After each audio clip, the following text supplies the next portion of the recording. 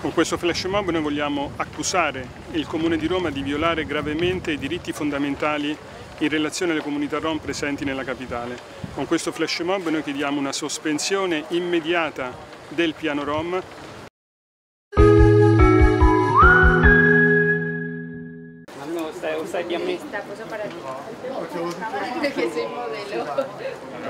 Possiamo annunciare in maniera molto netta che finalmente a Roma saranno superati i campi rom.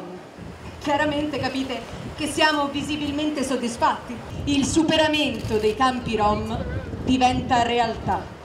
15 giugno 2017.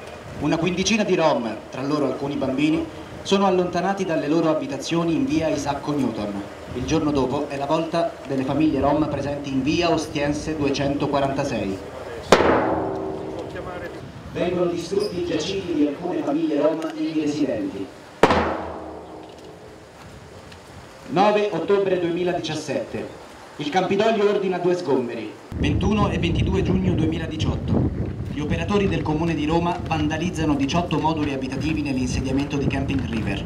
Le famiglie che li abitavano si accampano in prossimità dei container.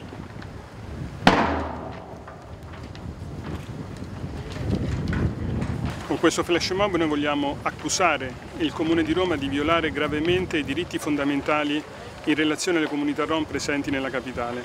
Con questo flash mob noi chiediamo una sospensione immediata del piano rom. Su questo abbiamo già comunicato ai vari organismi europei quanto sta avvenendo nel nostro Paese. Sembra chiaro che dopo le parole del Ministro dell'Interno Salvini tutto sia lecito fare alle comunità rom e sinte, anche violare i diritti delle famiglie, violare i diritti dei bambini.